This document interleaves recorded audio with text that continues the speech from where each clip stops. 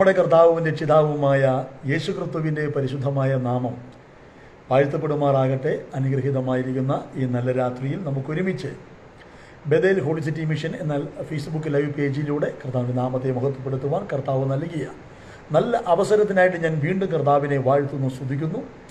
എൻ്റെ ഈ ശബ്ദപരിധിയിൽ ലോകത്തിൻ്റെ വിവിധ ഭാഗങ്ങളിൽ ഇരുന്നു കൊണ്ട് എന്നെ ശ്രദ്ധിക്കുന്ന, എന്നെ കാണുന്ന എൻ്റെ എല്ലാ കൂട്ടുപ്രവർത്തകർക്കും, എല്ലാ കർത്താവിൻ്റെ ദാസിദാസന്മാർക്കും, എല്ലാ ശ്രോതാക്കൾക്കും യേശുക്രിസ്തുവിൻ്റെ നിസ്തുല്യ നാമത്തിലുള്ള എൻ്റെ സ്നേഹവും വന്ദനവും നിങ്ങളെ അറിയിച്ചുകൊണ്ട് നിങ്ങളെ എല്ലാവരെയും ഈ സന്ദേശം ശ്രദ്ധിക്കുവാൻ ഹൃദയപൂർവ്വം സ്വാഗതം ചെയ്തുകൊണ്ട് നമുക്കൊരുമിച്ച് അല്പസമയം ദൈവത്തിൻ്റെ വചനത്തിൻ്റെ വിചിന്തനത്തിന് വേണ്ടി ഒരു വേദവാക്യം വായിക്കാം. വിശുദ്ധ അപ്പോസ്തലനായ പൗലോസ് തിമോത്തിയോസിനെ എഴുതിയ ഒന്നാമത്തെ ലേഖനം അതിൻ്റെ 6-ാമത്തെ അധ്യായം 13-14 വാക്യങ്ങൾ ഞാൻ ശബ്ദമുയർത്തി വായിച്ച് നമുക്ക് പ്രാർത്ഥിച്ച് ആരംഭിക്കാം. നീ നിഷ്കളങ്കനും നിരപവാദിനുമായി ഈ കൽപ്പന നമ്മുടെ കർത്താവായ യേശുവിൻ്റെ പ്രത്യക്ഷത വരെ പ്രമാണിച്ചു കൊള്ളണം എന്നിങ്ങനെ സകലത്തെയും ജീവിപ്പിക്കുന്ന ദൈവത്തെയും പൊന്തിയോസ് പീലാത്തോസിൻ്റെ മുമ്പിൽ നല്ല സ്വീകാരം കഴിച്ച ക്രിസ്തുയേശുവിനെയും സാക്ഷി വെച്ച് ഞാൻ നിന്നോട് ആജ്ഞാപിക്കുന്നു. ഒരു നിമിഷം പ്രാർത്ഥിക്കാം. കണ്ണുകളെ നമുക്ക് ദിവസങ്ങളിൽ അടയ്ക്കാം. പരിശുദ്ധനും നിത്യനും നീതിമാനുമായ ഞങ്ങളുടെ സ്വർഗീയ പിതാവാം ദൈവമേ, ഈ രാത്രിയിൽ ഞങ്ങൾ കർത്താവിൻ്റെ തിരുവചനം വായിക്കുവാൻ കൃപ നൽകിയല്ലോ. ആ തിരുവചനത്തിൻ്റെ മർമ്മങ്ങൾ ഇന്ന് രാത്രിയിൽ ഞങ്ങൾക്ക് വെളിപ്പെടുത്തി തരണമേ. കർത്താവെ, ആ വചനം ഗ്രഹിപ്പാൻ ഞങ്ങൾക്ക് കൃപ നൽകണമേ. അതിൻ്റെ നാവിനോട് കൂടെ ഇരിക്കണമേ. ദൈവഹിതമല്ലാത്ത ഒരു വാക്ക് പോലും അതിൻ്റെ നാവിൽ നിന്നും പുറപ്പെടുവാൻ ദൈവം അനുവദിക്കരുത് എന്ന് ദൈവത്തോട് പ്രാർത്ഥിക്കുന്നു. ലോകവ്യാപകമായി ഈ ശബ്ദം വിവിധ മീഡിയകളിലൂടെ വിവിധ സ്ഥലങ്ങളിൽ ഇരുന്നു കൊണ്ട് ശ്രദ്ധിക്കുന്ന, കാണുന്ന അങ്ങയുടെ ജനം ദൈവത്താൽ അനുഗ്രഹിക്കപ്പെടേണ്ടതിന് വേണ്ടി, അങ്ങയുടെ ജനത്തിനു വേണ്ടി ഞാൻ ദൈവത്തോട് പ്രാർത്ഥിക്കുന്നു. ദൈവത്തിൻ്റെ ദൂതന്മാർ ഇറങ്ങി വരണമേ. രക്ഷിക്കപ്പെടുവാനുള്ളവരുടെ സേവകാത്മാക്കളായ ദൂതന്മാർ ഇറങ്ങി വന്ന് ശുശ്രൂഷിക്കണമേ. രോഗികൾ സൗഖ്യമാകണമേ. പൈശാചിക കോട്ടകൾ തകരണമേ. കുടുംബ സമാധാനം നഷ്ടപ്പെട്ട കുടുംബങ്ങളിൽ ദൈവിക സമാധാനം വ്യാപരിക്കണമേ. ദൈവിക സന്തോഷം വ്യാപരിക്കണമേ. ആത്മഹത്യ ചിന്തകൾ മാറട്ടെ, നിരാശകൾ മാറട്ടെ. കർത്താവെ, കോവിഡിന്റെ പ്രതിസന്ധി അനുഭവിക്കുന്നവർ യേശുവിൻ നാമത്തിൽ വിടുവിക്കപ്പെടട്ടെ. കർത്താവെ, കോവിഡ് പ്രതിസന്ധിയാൽ ജോലി നഷ്ടപ്പെട്ട് നിരാശയിലും ദുഃഖത്തിലും ഇരിക്കുന്നവർ യേശുവിൻ നാമത്തിൽ കർത്താവേ, ദൈവത്തിന്റെ നന്മകളെ കണ്ടു സന്തോഷിപ്പാൻ സ്വർഗം സഹായിക്കണമേ. പാപത്തെക്കുറിച്ചും നീതിയെക്കുറിച്ചും ന്യായവിധിയെക്കുറിച്ചും ബോധം വരുന്ന പരിശുദ്ധാത്മാവ് ജനഹൃദയങ്ങളിൽ ഇടപെട്ടുകൊണ്ടിരിക്കണമേ. ഈ രാത്രിയിൽ വചനത്തിന്റെ മർമ്മങ്ങൾ വെളിപ്പെടുത്തി തരുമാറാകണമേ. സ്വർഗമടിന്റെ നാവിനോട് കൂടെ ഇരിക്കും, ദൂതന്മാർ കാവലായിരിക്കും. ഈ മീഡിയ കർത്താവിന്റെ രക്തത്തിന് ശുദ്ധീകരിക്കപ്പെട്ടിരിക്കട്ടെ. അശുദ്ധമായതെല്ലാം വഴിമാറിപ്പോകട്ടെ. കേൾവിക്കാരെ കൂട്ടിവരുത്തണമേ. കേൾക്കുന്നവർ അനുഗ്രഹിക്കപ്പെടട്ടെ. കർത്താവേ, പ്രാർത്ഥന കേട്ട് മറുപടി നൽകിയ ദൈവത്തിന് നന്ദി. യേശുവിൻ നാമത്തിൽ പിതാവേ, ആമേൻ. കർത്താവ് നമ്മളെ ഒരുമിച്ച് ഇന്ന് രാത്രിയിൽ അനുഗ്രഹിക്കുമാറാകട്ടെ. നാം ഇന്ന് രാത്രിയിൽ ചിന്തയ്ക്ക് ആധാരമായി വായിച്ച ദൈവത്തിൻ്റെ തിരുവചനം വിശുദ്ധ അപ്പോസ്തലനായ പൗലോസ് തിമോത്തിക്ക് എഴുതിയ 1-ാമത്തെ ലേഖനം 6-ാമത്തെ അധ്യായം 13-14 വാക്യങ്ങളാണ് നമ്മൾ ഇന്ന് രാത്രിയിൽ വായിച്ച് പ്രാർത്ഥിക്കുവാനിടയായി തീർന്നത്. നമ്മൾ വായിച്ച വാക്യത്തിൽ നമ്മൾ കണ്ടത് ഇങ്ങനെയാണ്. വിശുദ്ധ അപ്പോസ്തലനായ പൗലോസ് തൻ്റെ നിജപുത്രനായ തിമോത്തിയോസിനോട് കൊടുക്കുന്ന ഒരു ആജ്ഞയാണ്, ഒരു കൽപ്പനയാണ്. എന്താണ് ആ കൽപ്പന? ആ കൽപ്പന ഒന്നാണ്, നീ നിഷ്കളങ്കനും നിരപവാദിനുമായിട്ട് നമ്മുടെ കർത്താവായ യേശുക്രിസ്തുവിൻ്റെ പ്രത്യക്ഷത വരെ ഈ കൽപ്പന നീ പ്രമാണിച്ചു കൊള്ളണം. അത് 2 വ്യക്തികളെ സാക്ഷി നിർത്തിയാണ് പറയുന്നത്. ഒന്ന്, സകലത്തെയും ജീവിക്കുന്ന പിതാവായ ദൈവത്തെയും, സകലത്തെയും ജീവിപ്പിക്കുന്ന പിതാവായ ദൈവത്തെയും പൊന്തിയോസ് പീലാത്തോസിന്റെ കാലത്ത് നല്ല സ്വീകാര്യം കഴിച്ച, നല്ല സാക്ഷ്യം ലഭിച്ച അത് ക്രിസ്തുയേശുവിനെയും സാക്ഷി നിർത്തിക്കൊണ്ട് ക്രിസ്തുയേശുവിൻ്റെ അപ്പോസ്തലനായ വിശുദ്ധ പൗലോസ്, അപ്പോസ്തലനായ പൗലോസ് നിജപുത്രനായ തിമോത്തിയോസിനെ കൽപ്പന കൊടുക്കുകയാണ്, ആജ്ഞ കൊടുക്കുകയാണ്. എന്നെ കേൾക്കുന്ന പ്രിയരെ, ഈ വാക്യങ്ങളിലെ ആശയങ്ങൾ എല്ലാം തന്നെ രാത്രി നമുക്ക് ചിന്തിച്ച് അവസാനിപ്പിക്കാൻ കഴിയുമോ എന്ന് എനിക്കറിയത്തില്ല.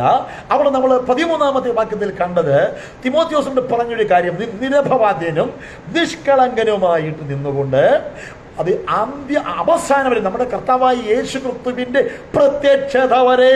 അപ്പോൾ പൗലോസിൻ്റെ ലേഖനങ്ങളൊക്കെ നാം വായിക്കുമ്പോൾ, നാം പഠിക്കുമ്പോൾ മനസ്സിലാക്കുന്നത് പൗലോസിന്റെ പ്രത്യാശ, പൗലോസിന്റെ കാലഘട്ടത്തിൽ തന്നെ നമ്മുടെ കർത്താവായ യേശു ക്രിസ്തു മടങ്ങി വരും എന്നുള്ള ഒരു പ്രത്യാശയും വിശ്വാസവുമായിരുന്നു. അപ്പോൾ നിജപുത്രനായ തിമോത്തിയോസിനോട് പൗലോസ് പറഞ്ഞൊരു കാര്യമാണ്, നമ്മുടെ കർത്താവായ യേശു ക്രിസ്തുവിന്റെ പ്രത്യക്ഷത വരെയും നീ ഇത് കാക്കണം. എങ്ങനെ കാക്കണം? നിരപവാദ്യനായി നിന്നുകൊണ്ട്, നിഷ്കളങ്കനായി നിന്നുകൊണ്ട്, അത് ഈ കൽപ്പനകളെ നീ പ്രമാണിക്കുവാൻ തക്ക കാത്തു പ്രമാണിച്ചു കൊള്ളണം എന്ന് പറയുക. അപ്പൊ എന്താണ് ഈ കൽപ്പനകൾ എന്ന് ചിന്തിച്ചാൽ നമുക്കറിയാം, തിമോത്തി ലേഖനത്തിൽ അപ്പോസ്തലനായ പൗലോസ് തിമോത്തിയോസിനോട് കൊടുക്കുന്ന അനേക കൽപ്പനയുടെ ഭാഗങ്ങൾ നമുക്ക് കാണുവാനായിട്ട് കഴിയുന്നുണ്ട്. അപ്പോൾ നിന്നെ തന്നെയും ഉപദേശത്തെയും സൂക്ഷിച്ചു കൊള്ളുക, ഇതിൽ ഉറച്ചു നിൽക്കുക. അങ്ങനെ ചെയ്താൽ നീ നിന്നെയും നിന്റെ പ്രസംഗം കേൾക്കുന്നവരെയും രക്ഷിക്കും. അങ്ങനെ 2-ാം അധ്യായവും 3-ാം അധ്യായവും 4-ാം അധ്യായവും ഈ 5-6 അധ്യായങ്ങളിൽ നമുക്ക് കാണുവാൻ കഴിയുന്നത് തിമോത്തിയോസിനോട് വിശുദ്ധ പൗലോസ് അപ്പോസ്തലന് കൊടുക്കുന്ന അതേ വചനത്തിലൂടെയുള്ള ചില ആജ്ഞകളും കൽപ്പനകളും ഉപദേശങ്ങളും നമുക്ക് കാണുവാനായിട്ട് കഴിയുന്നുണ്ട്. 6-ാം അധ്യായത്തിൽ നമുക്ക് വരുമ്പോൾ അതിൻ്റെ 11-ാമത്തെ വാക്യം നമ്മൾ വായിക്കുമ്പോൾ വിശുദ്ധ പൗലോസ് തിമോത്തിയോസിനോട് പറയുന്നത് എങ്ങനെയാണ്? നീയോ ദൈവത്തിൻ്റെ മനുഷ്യനായുള്ളവേ, നീയോ ദൈവത്തിൻ്റെ മനുഷ്യനായുള്ളവേ, അത് വിട്ടു ഓടി നീതി, ഭക്തി, വിശ്വാസം, സ്നേഹം, ക്ഷമ, സൗമ്യത എന്നിവയെ പിന്തുടരുക. വിശ്വാസത്തിന് നല്ല പോർ പൊരുതുക, നിത്യജീവനെ പിടിച്ചുകൊള്ളുക. അതിനായി നീ വിളിക്കപ്പെട്ടു, അനേകം സാക്ഷികളുടെ മുമ്പാകെ നല്ല സ്വീകാര്യം കഴിച്ചുവല്ലോ. അപ്പൊ നീ വിളിക്കപ്പെട്ടത് എന്തിനാ? നിത്യജീവന് വേണ്ടിയാണ്. നീ അതിനെ മുറുകെ പിടിച്ചുകൊള്ളുക. നീയോ ദൈവത്തിന്റെ മനുഷ്യനായുള്ളവേ, അത് വിട്ടു ഓടി. ഏത്? ഈ 6-ാമത്തെ അധ്യായത്തിലും 6-ാമത്തെ അധ്യായത്തിന്റെ ഈ 11-ാമത്തെ വാക്യം വരെ പറയുന്ന അതേ ദൈവത്തിന്റെ കൽപ്പനകൾ അല്ലെങ്കിൽ ആ ഉപദേശങ്ങൾ ഒരു വിശ്വാസിയെ അല്ലെങ്കിൽ ഒരു വിശുദ്ധനെ ഈ ലോകത്തിൽ തകർത്ത് കളയുന്ന ഉപദേശ ഭാഗങ്ങള് അതേ പൗലോസ് അവിടെ കൊടുത്തിരിക്കുക. എന്ന് പറയുകയാണ്, നീ ആരാണെന്നുള്ളൊരു ബോധ്യത തിമോത്തിയോസിനെ നിനക്ക് എപ്പോഴും ഉണ്ടായിരിക്കണം. നീ ആരാണ്? ദൈവത്തിന്റെ മനുഷ്യനാണ്. അപ്പൊ ദൈവത്തിന്റെ മനുഷ്യനായുള്ളവേ, നീ അത് വിട്ടു ഓടേണ്ടവനാണ്. അത് വിട്ടോടി നീതിയും വിശ്വാസവും മുറുകെ പിടിച്ചുകൊള്ളുക. വിശ്വാസത്തിന് നല്ല പോർ പൊരുതുക. അതിനായിട്ട് നീ വിളിക്കപ്പെട്ടിരിക്കുന്നു. അതുകൊണ്ട് ഈ കൽപ്പനകളെ നിഷ്കളങ്കനും നിരപവാദീനുമായിട്ട് യേശുക്രിസ്തുവിന്റെ പ്രത്യക്ഷത വരെയും നീ അതിനെ കാത്തുകൊള്ളണം. നീ അതിനെ പ്രമാണിച്ചു കൊള്ളുവാൻ തക്കവണ്ണം ഇടയായി തീരണം. ഇതിനകത്ത് ചില ദൂതുകൾ കിടക്കുന്നുണ്ട്. എന്നാൽ ആത്മീയ വചനത്തിന്റെ ആശയങ്ങൾ, അർത്ഥങ്ങൾ എന്ന് പറയുന്നത് ഒരു ശുശ്രൂഷകനെ സംബന്ധിച്ചിടത്തോളം, വിളിക്കപ്പെട്ടൊരു വിശുദ്ധനെ സംബന്ധിച്ചിടത്തോളം, അത് ഇവിടെ കർത്താവിൻ്റെ പ്രത്യക്ഷതയുണ്ട് എന്ന് തിമോത്തിയോസിനോട് പൗലോസോട് ഉറപ്പിച്ചു പറയുക. നമ്മുടെ കർത്താവായ യേശുക്രിസ്തുവിന് പ്രത്യക്ഷതയുണ്ട്. യേശുക്രിസ്തു മടങ്ങി വരും എന്നുള്ള യാഥാർത്ഥ്യം ഇവിടെ പൗലോസ് ഉറപ്പിച്ചു പറയുക. കർത്താവിൻ്റെ പ്രത്യക്ഷത വരെ. അപ്പൊ നമ്മുടെ കർത്താവായ യേശുക്രിസ്തു പ്രത്യക്ഷമാകും എന്നുള്ളൊരു ഉറപ്പ് ഒരു വിശ്വാസിയുടെ ജീവിതത്തിൽ, ഒരു ശുശ്രൂഷകന്റെ ജീവിതത്തിൽ യഥാർത്ഥമായും സത്യമായും വ്യക്തമായും ഉറച്ചിരിക്കുവാൻ തക്കവണ്ണം ഇടയായി തീരണം. അടുത്തത് ഇവിടെ പൗലോസ് പറയുന്നൊരു ആശയമുണ്ട്. ദൈവത്തെയും പൊന്തിയോസ് പീലാത്തോസിന്റെ കാലത്ത് നല്ല സ്വീകാര്യം ലഭിച്ച ക്രിസ്തുവേശുവിനെയും സാക്ഷീകരിച്ച് അല്ലെങ്കിൽ ക്രിസ്തുവേശുവിനെയും സാക്ഷി വെച്ച് ഞാൻ നിന്നോട് ആജ്ഞാപിക്കുന്നു. അപ്പോൾ പൗലോസ് ആജ്ഞാപിക്കുന്നത് സകലത്തെയും ജീവിപ്പിക്കുന്ന ദൈവത്തെ മുൻനിർത്തി പൊന്തിയോസ് പീലാത്തോസിന്റെ കാലത്ത് നല്ല സ്വീകാര്യം ലഭിച്ച ക്രിസ്തുവേശുവിനെ സാക്ഷി വെച്ച് പറയുകയാണ്.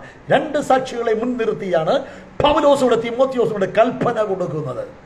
എന്നെ കേൾക്കുന്ന പ്രിയരെ, ഈ 2 വ്യക്തികളെ കുറിച്ച് നമ്മൾ പഠിക്കുമ്പോൾ നമുക്കറിയാം, പിതാവായ ദൈവം സകലത്തെയും ജീവിപ്പിക്കുന്നവൻ. അങ്ങനെയെങ്കിൽ ഇവിടെ 2-ാമത്തെ വ്യക്തിയെ കുറിച്ച് പറഞ്ഞിരിക്കുന്നത് പൊന്തിയോസ് പീലാത്തോസിന്റെ കാലത്ത് നല്ല സ്വീകാര്യം ലഭിച്ച ക്രിസ്തു യേശുവിനെയും സാക്ഷി വെച്ച് ഞാൻ നിന്നോട് കൽപ്പിക്കുന്നത്. ആ പൊന്തിയോസ് പീലാത്തോസിന്റെ കാലത്ത് നല്ല സ്വീകാര്യം ലഭിച്ച ക്രിസ്തുവേശു എന്ന് ഇവിടെ അപ്പോസ്തലനായ പൗലോസ് എടുത്തു പറയുമ്പോൾ നമുക്കറിയാം യേശു ക്രിസ്തുവിന് ലഭിച്ച സാക്ഷ്യം പൗലോസ് എടുത്തു പറയാനുള്ള കാരണം എന്താണ്? പൗലോസ് അതിൻ്റെ മുമ്പിൽ പറഞ്ഞിരിക്കുന്ന ഒരു പദം നമ്മുടെ കർത്താവായ യേശു ക്രിസ്തുവിൻ്റെ പ്രത്യക്ഷത വരെ പ്രമാണിച്ചു കൊള്ളണം തീമോത്തിയോസേ. അപ്പൊ യേശു ക്രിസ്തു മടങ്ങി വരുമെന്ന് പൗലോസ് അവിടെ ഉറപ്പിക്കുമ്പോൾ അതിൻ്റെ ഉറപ്പിന് വേണ്ടി പൗലോസ് ക്രിസ്തുവേശുവിനെ സാക്ഷി വെച്ച് പറയുകയാണ്. ക്രിസ്തുവേശുവിനെ കുറിച്ച് പൊന്തിയോസ് പീലാത്തോസിന്റെ കാലത്ത് നല്ല സ്വീകാര്യം ലഭിച്ച, നല്ല സാക്ഷ്യം ലഭിച്ച ക്രിസ്തുവേശു എന്ന് പറഞ്ഞാൽ മനുഷ്യനായി അവതരിച്ച യേശു ക്രിസ്തുവിനെ ലോക കോടതിയിൽ വിസ്തരിച്ച സംഭവം നമുക്കറിയാം. ലൂക്കോസിന്റെ സുവിശേഷം 22-ാമത്തെ അധ്യായം നമ്മൾ വായിക്കുമ്പോൾ ലൂക്കോസിന്റെ സുവിശേഷം 22-ാമത്തെ അധ്യായത്തിലെ 54-ാമത്തെ വാക്യം മുതൽ നമ്മൾ കാണുമ്പോൾ 4 കോടതികളിൽ അല്ലെങ്കിൽ 5 പ്രാവശ്യം യേശുവിനെ വിസ്തരിക്കുന്ന ഭാഗം നമുക്ക് കാണുവാനായിട്ട് കഴിയുന്നുണ്ട്. ആ ഒന്നാമത്തെ സ്ഥലമാണ് മഹാപുരോഹിതന്റെ അരമനയിൽ മഹാപുരോഹിതന്റെ അന്നത്തെ മഹാപുരോഹിതനായ കയ്യാഫാവിന്റെ അടുക്കൽ യേശുവിനെ കൊണ്ടുപോകുന്നു. ലൂക്കോസിന്റെ സുവിശേഷം 22-ാം അധ്യായത്തിലെ 54-ാമത്തെ വാക്യവും മത്തായിയുടെ സുവിശേഷത്തിലും നമുക്ക് കാണുവാൻ കഴിയുന്നുണ്ട്. മർക്കോസിന്റെ സുവിശേഷത്തിലും നമുക്ക് കാണുവാനായിട്ട് കഴിയുന്നുണ്ട്. 26-ാം അധ്യായത്തിൽ നമുക്ക് കാണുന്നുണ്ട്. അപ്പോൾ ഈ മഹാപുരോഹിതനായ കയ്യാഫാവിന്റെ അല്ലെങ്കിൽ മഹാപുരോഹിതന്റെ അരമനയിൽ ആദ്യമായിട്ട് യേശുവിനെ കൊണ്ടുപോകുന്നു. നേരം വെളുക്കുവാറായപ്പോൾ ലൂക്കോസിന്റെ സുവിശേഷം 22-ാമത്തെ അധ്യായം അതിന്റെ 66-ാമത്തെ വാക്യത്തിൽ നമ്മൾ വായിക്കുന്നു, ന്യായാധിപ സംഘത്തിന്റെ മുമ്പിൽ കൊണ്ടുപോകുവാനിടയായി തീർന്നു. അവിടെ നിന്നും പീലാത്തോസിന്റെ മുമ്പിൽ ലൂക്കോസിന്റെ സുവിശേഷം 23-ാം അധ്യായം അതിന്റെ 1-ാമത്തെ വാക്യത്തിൽ പീലാത്തോസിന്റെ അടുക്കൽ കൊണ്ടുപോകുന്നു. അതിനുശേഷം 23-ാമത്തെ അധ്യായം 8-ാമത്തെ വാക്യത്തിൽ അവൻ ഗലീലക്കാരൻ എന്ന് പറഞ്ഞപ്പോൾ അന്നത്തെ ഗലീലയിലെ രാജാവായിരിക്കുന്ന അധികാരിയായിരിക്കുന്ന ഹെറോദാവിന്റെ മുമ്പിലേക്ക് കൊണ്ടുപോകുവാനിടയായി തീരുന്നു. അങ്ങനെ ഹെറോദാവിന്റെ മുമ്പിൽ കൊണ്ടുചെന്നു. ഹെറോദാവിന് കുറ്റമൊന്നും കാണുവാൻ കഴിഞ്ഞില്ല. അപ്പോൾ ഹെറോദാവും പീലാത്തോസും ന്യായാധിപ സംഘത്തിന്റെ മുമ്പിൽ മഹാപുരോഹിതന്റെ മുമ്പിൽ യേശു ക്രിസ്തുവിനെ നിർത്തുന്ന സമയത്ത് ലൂക്കോസിന്റെ സുവിശേഷം അതിന്റെ 23-ാമത്തെ അധ്യായം ലൂക്കോസിന്റെ സുവിശേഷം 23-ാം അധ്യായം 14-ാമത്തെ വാക്യത്തിൽ പീലാത്തോസ് മഹാപുരോഹിതന്മാരെയും പ്രമാണികളെയും ജനത്തെയും വിളിച്ചുകൂട്ടി അവരോട്, ഈ മനുഷ്യൻ ജനത്തെ മത്സരിപ്പിക്കുന്നു എന്ന് പറഞ്ഞു നിങ്ങൾ അവനെ എൻ്റെ അടുക്കൽ കൊണ്ടുവന്നുവല്ലോ. പക്ഷേ ഞാനോ നിങ്ങളുടെ മുമ്പാകെ വിസ്തരിച്ചിട്ടും നിങ്ങൾ ചുമത്തിയ കുറ്റമൊന്നും ഇവനിൽ കണ്ടില്ല, ഹെറോദാവും കണ്ടില്ല. അപ്പോൾ ഹെറോദാവിന്റെ മുമ്പിൽ കൊണ്ടുചെന്നിട്ടും പീലാത്തോസിന്റെ മുന്നിൽ കൊണ്ടുചെന്നിട്ടും മഹാപുരോഹിതന്മാരുടെ അടുക്കൽ കൊണ്ടുചെന്നിട്ടും അവിടെ കണ്ടത് നമുക്ക് ന്യായാധിപ സംഘത്തിൽ കൊണ്ടുചെന്നിട്ടും അവനിൽ കുറ്റമൊന്നും കാണുവാൻ ആർക്കും കഴിഞ്ഞില്ല. ഹെറോദാവും കണ്ടില്ല, പീലാത്തോസും കണ്ടില്ല. അപ്പോൾ പീലാത്തോസ് ഈ നീതിമാന്റെ കുറ്റത്തിൽ എനിക്ക് പങ്കില്ല എന്ന് പറഞ്ഞ് അവനെ കൈ കഴുകി എന്നാണ് നമുക്ക് വായിക്കുന്നത്. അപ്പോൾ ലൂക്കോസിന്റെ സുവിശേഷം 23-ാം അധ്യായം അതിന്റെ 15-ാമത്തെ വാക്യത്തിൽ പറയുന്നു, അവനെ നമ്മുടെ അടുക്കൽ മടക്കി അയച്ചുവല്ലോ. ആര്? ഹെറോദാവ് പീലാത്തോസിന്റെ അടുക്കൽ മടക്കി അയച്ചു. അവിടെ വായിക്കുന്നത് പീലാത്തോസ് ഹെറോദാവ് പീലാത്തോസ് അവൻ ഗലീലക്കാരനെന്ന് കണ്ടപ്പോൾ അന്നത്തെ ഗലീല അധികാരിയായിരിക്കുന്ന ഹെറോദാവിന്റെ അടുക്കിലേക്ക് അയക്കുന്നു. ഹെറോദാവിനെ വിസ്തരിച്ചിട്ട് കുറ്റമൊന്നും കണ്ടില്ല. പീലാത്തോസിന്റെ അടുക്കിലേക്ക് മടക്കി അയക്കുന്നു. പക്ഷെ പീലാത്തോസ് അവനിൽ കുറ്റമൊന്നും കാണുവാനിടയിൽ തീരുന്നില്ല. പീലാത്തോസ് പറയുകയാണ്, ഞാൻ നിങ്ങളുടെ മുമ്പിൽ അവനെ വിസ്തരിച്ചിട്ടും കുറ്റമൊന്നും കണ്ടില്ല. ഹെറോദാവ് കുറ്റമൊന്നും കണ്ടില്ല. അതുകൊണ്ട് അവൻ മൂന്നാമതും അവരോട്, അവൻ ചെയ്ത ദോഷമെന്ത്? മരണയോഗ്യമായതൊന്നും അവനിൽ കണ്ടില്ല. അതുകൊണ്ട് ഞാൻ അവനെ അടിച്ചു വിട്ടേക്കാമെന്ന് പറഞ്ഞു. അവരോ അവനെ ക്രൂശിക്ക എന്ന് ഉറക്കെ നിലവിളിച്ചു. അപ്പോൾ പീലാത്തോസ് പിന്നെയും പറഞ്ഞു, മരണയോഗ്യമായതൊന്നും അവനിലില്ല. എന്നെ കേൾക്കുന്ന പ്രിയരെ, ഇന്ത്യൻ പീനൽ കോഡ് അനുസരിച്ച് ഒരു ക്ലോസ് അതിനകത്ത് കാണുവാൻ കഴിയുന്നുണ്ട്. 1000 കുറ്റവാളികൾ ശിക്ഷിക്കപ്പെട്ടില്ലെങ്കിലും ഒരു നിരപരാധി പോലും ശിക്ഷിക്കപ്പെടരുത്. അങ്ങനെയെങ്കിൽ നിരപരാധി എന്ന് വിധിക്കപ്പെട്ട യേശു ക്രിസ്തു എന്തുകൊണ്ട് ക്രൂശിക്കപ്പെടുവാനിടയായി തീർന്നു? പീലാത്തോസ് പറഞ്ഞു, ഹെരോദാവ് പറഞ്ഞു, അന്ന് യേശുവിനെ വിസ്തരിച്ച ന്യായാധിപന്മാരുടെ ന്യായ സംഘത്തിൽ യേശു ക്രിസ്തുവിൽ പാപമില്ല, യേശു ക്രിസ്തു മരണകരമായ ഒരു കുറ്റവും ചെയ്തിട്ടില്ലെന്ന് വിധി പറഞ്ഞിട്ടും തെളിയിക്കപ്പെട്ടിട്ടും പിന്നെ എന്തുകൊണ്ട് യേശു ക്രിസ്തു കാൽവരിയിൽ ക്രൂശിക്കപ്പെട്ടു? യേശുവിനെ കള്ളന്മാരുടെ നടുവിൽ ക്രൂശിക്കുവാനിടയായി തീർന്നു എന്ന് നാം വിചിന്തനം ചെയ്യേണ്ടത് ആവശ്യമാണ്. എന്തിനാ യേശുവിനെ ക്രൂശിച്ചത്? യേശു ക്രിസ്തുവിനെ ക്രൂശിച്ച് എന്ന് പൗലോസ് ഇവിടെ എടുത്തു പറയുന്നില്ല. പക്ഷെ പൗലോസ് പറഞ്ഞൊരു കാര്യം, പൊന്തിയോസ് പീലാത്തോസിന്റെ മുമ്പിൽ നല്ല സ്വീകാര്യം കഴിച്ച ക്രിസ്തുവേശുവിനെ മുൻനിർത്തിയാൽ സാക്ഷി വെച്ച് ഞാൻ നിന്നോട് കൽപ്പിക്കുന്നു, ഈ കൽപ്പന ക്രിസ്തുവിൽ നിന്നും ഞാൻ പ്രാപിച്ച് നിനക്ക് ഏൽപ്പിച്ചു തരുന്നതാണ്. അത് നിരപവാദിനും നിഷ്കളങ്കനുമായിട്ട് നമ്മുടെ കർത്താവായ യേശുവിൻ്റെ പ്രത്യക്ഷത വരെ കാത്തുകൊള്ളണം എന്ന് പറഞ്ഞാൽ, കുറ്റമില്ലാത്തവനായി ശിക്ഷിക്കപ്പെട്ട, റോമൻ മുദ്രകളിൽ അടയ്ക്കപ്പെട്ട നമ്മുടെ കർത്താവായ യേശു ക്രിസ്തു കാവൽക്കാരെ കാവൽ നിർത്തി, കാവൽ ഭടന്മാർ കാവൽ നിൽക്കുമ്പോൾ 3-ാം നാൾ യേശു ക്രിസ്തു പറഞ്ഞതുപോലെ കല്ലറകളെ ഭേദിച്ച് മുദ്രകളെ പൊട്ടിച്ച് 3-ാം നാൾ ഉയർത്തെഴുന്നേൽക്കുവാൻ തക്കവണ്ണം ഇടയായി തീർന്നു. അങ്ങനെയെങ്കിൽ ആ ഉയർത്തെഴുന്നേറ്റ യേശു ക്രിസ്തു തിമോത്തിയോസയെ മടങ്ങി വരും. അതുകൊണ്ട് ആ മടങ്ങി വരുന്ന യേശു ക്രിസ്തുവിന്റെ പ്രത്യക്ഷത വരെ ആ കൽപ്പനകളെ നീ പ്രമാണിച്ചു കൊള്ളണം. നിരപവാദിനായി നിന്നുകൊണ്ട്, നിഷ്കളങ്കനായി നിന്നുകൊണ്ട് പ്രമാണിച്ചു കൊള്ളണം. നമ്മുടെ കർത്താവ് യേശു ക്രിസ്തു പൊന്തിയോസ് പീലാത്തോസിന്റെ കാലത്ത് നമുക്കറിയാം, അവിടെ നമ്മൾ വായിച്ചത്, ആ പൊന്തിയോസ് പീലാത്തോസിന്റെ മുമ്പിൽ നല്ല സ്വീകാര്യം കഴിച്ചു, നല്ല സാക്ഷ്യം ലഭിച്ചു, മരണകരമായ ഒരു കുറ്റവും അവൻ ചെയ്തിട്ടില്ല. അങ്ങനെയെങ്കിൽ പിന്നെ എന്തിനാ യേശു ക്രൂശിക്കപ്പെട്ടത്? നമുക്കറിയാം, യേശു ക്രിസ്തു യെശയ്യാ പ്രവാചകന്റെ പുസ്തകത്തിൽ, എന്നെ കേൾക്കുന്ന പ്രിയരെ, യേശു ക്രിസ്തുവിന്റെ കാൽവരി യാഗത്തെക്കുറിച്ച് എഴുതിയിരിക്കുന്നു. നമ്മുടെ എല്ലാവരുടെയും അകൃത്യങ്ങൾ അവന്റെ മേൽ ചുമത്തി, നമ്മുടെ എല്ലാവരുടെയും പാപം യേശുവിന്റെ മേൽ ചുമത്തി. അവന്റെ അടിപ്പിണരുകളാൽ നമുക്ക് സൗഖ്യം ലഭിക്കേണ്ടതിന് യേശു ക്രിസ്തുവിനെ ചമ്മട്ടി കൊണ്ടടിച്ചു. അവന്റെ പുറം ഉഴവച്ചാൽ പോലെ കീറി. എന്തിനായിരുന്നു? ഞാനും നിങ്ങളും പാപത്തിൽ നിന്നും സ്വതന്ത്രരാകുവാൻ, ഞാനും നിങ്ങളും മരണത്തിൽ നിന്നും നിത്യത പ്രാപിക്കേണ്ടതിന്, ഞാനും നിങ്ങളും പിശാചിന്റെ ബന്ധനത്തിൽ നിന്നും വിടുവിക്കപ്പെടേണ്ടതിന് വേണ്ടി, ഞാനും നിങ്ങളും ശിക്ഷാവിധിയിൽ നിന്നും മോചനം പ്രാപിക്കേണ്ടതിന് വേണ്ടി യേശു ക്രിസ്തു നമുക്ക് വേണ്ടി ശിക്ഷയേൽക്കുവാനിടയായി തീർന്നു. അതുകൊണ്ട് യേശു പറഞ്ഞു, എൻ്റെ ജീവനെ ഞാൻ അനേകർക്ക് വേണ്ടി ഏൽപ്പിച്ചു കൊടുക്കുന്നു. അനേകർക്ക് വേണ്ടി മറുവിലയായി തീരുവാനാണ് മനുഷ്യപുത്രൻ ഈ ഭൂമിയിൽ അവതരിച്ചത്. അങ്ങനെയെങ്കിൽ എനിക്കും നിങ്ങൾക്കും വേണ്ടി മറുവിലയായി തീർന്ന, പാപപരിഹാര യാഗമായി തീർന്ന ക്രിസ്തുവിൻ്റെ യാഗത്തെ പൗലോസൂടെ എടുത്തുറപ്പിക്കുകയാണ്. അങ്ങനെയെങ്കിൽ പഴയ നിയമത്തിൽ നമുക്കറിയാം, അബ്രഹാമിനോട് ദൈവം പറഞ്ഞു, താൻ സ്നേഹിക്കുന്ന ഏകജാതനായ ഇസഹാക്കിനെ യാഗം കഴിക്കുവാൻ ദൈവം കൽപ്പിക്കുന്ന സ്ഥലത്ത്, മോറിയ ദേശത്ത് പോയി കൽപ്പിക്കുന്ന മലയിൽ കൊണ്ടുപോയി യാഗം കഴിക്കണം. പക്ഷേ ദൈവം അതിനെ യാഗം കഴിക്കുവാൻ അനുവദിച്ചില്ല. കാരണം എന്തെന്നറിയാമോ? അന്ന് ഇസഹാക്കിന്റെ യാഗം അവിടെ പൂർത്തിയായിരുന്നെങ്കിൽ യേശു ക്രിസ്തുവിന്റെ യാഗത്തിന് വിലയില്ലായിരുന്നു, അല്ലെങ്കിൽ യേശു ക്രിസ്തുവിന്റെ യാഗത്തിന് പ്രാധാന്യതയില്ലായിരുന്നു. അങ്ങനെയെങ്കിൽ ഇസഹാക്കിന്റെ യാഗം അവിടെ നടന്നിരുന്നുവെങ്കിൽ അത് പാപപരിഹാര യാഗമാകത്തില്ലായിരുന്നു. കാരണം എന്താ?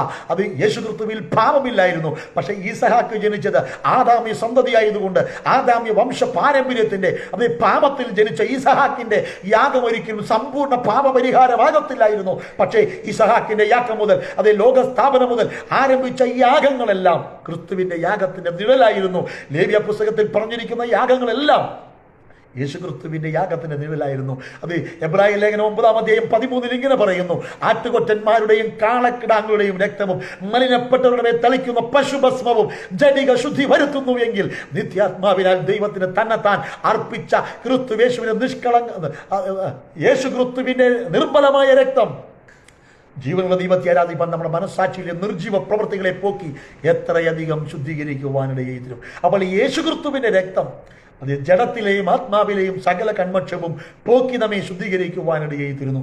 അതുകൊണ്ട് ഒരിക്കൽ തിരഞ്ഞെടുക്കപ്പെട്ട, ഒരിക്കൽ വിടുവിക്കപ്പെട്ട അത് തിമോത്തിയോസേ, ഇവിടെ ദൈവത്തിന്റെ വചനം പറയുകയാണ്, കർത്താവിന്റെ കരുണയാൽ വീണ്ടെടുക്കപ്പെട്ട ദൈവജനമേ, നമ്മോട് കർത്താവിന്റെ വചനത്തിൽ പൗലോസ് പറയുക, അത് ദൈവത്തിന്റെ കൽപ്പന, ദൈവത്തെ മുൻനിർത്തി, യേശുക്രിസ്തുവിനെ മുൻനിർത്തി പൗലോസ് പറയുക, ഈ കൽപ്പനകൾ അത് നിരപവാദ്യരായി നിഷ്കളങ്കരായി അതേ കർത്താവിന്റെ പ്രത്യക്ഷത വരെ നിങ്ങൾ കാത്തുകൊള്ളണം. എഫെസോസിലെ സഭയുടെ ദൂതൻ എഴുതുമ്പോൾ വെളിപ്പാട് പുസ്തകത്തിൽ അതേ യോഹന്നാന് വെളിപ്പാട് കൊടുത്തപ്പോൾ ആ വെളിപ്പാടിൽ ദൂതനോട് ആ സഭയ്ക്ക് എഴുതി പറയുമ്പോൾ എങ്ങനെയാ, നിനക്ക് ഒത്തിരി നല്ല ഗുണങ്ങളൊക്കെ ഉണ്ട്. അതെ, അപ്പോസ്തലന്മാർ അല്ലാതിരിക്കെ അപ്പോസ്തലന്മാർ പറഞ്ഞു വന്നവരെ നീ പരിശോധിച്ച് ശോധന ചെയ്ത് കണ്ടെത്തിയതും അത് നിന്റെ സഹിഷ്ണുതയും നീ കഷ്ടം സഹിച്ചതും ഒക്കെ നല്ല ഗുണങ്ങളാണ്.